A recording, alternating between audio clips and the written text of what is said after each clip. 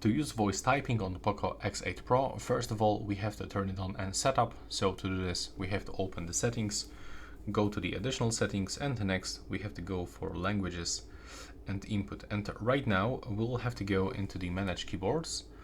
First of all, you have to make sure that you got Google voice typing, and when you click here, first of all, I can recommend you to block the offensive words filter and pick the default language that you are gonna use.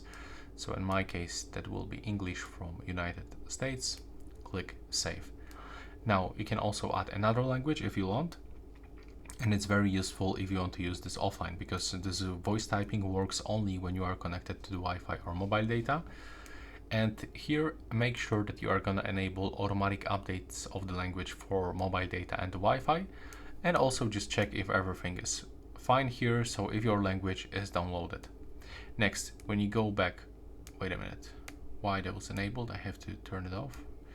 Now, we have to go for the Gboard, then go to the voice typing and also make sure that you turn it on, but also enable the faster voice typing. And now, when you open your keyboard, you have to just click on this icon.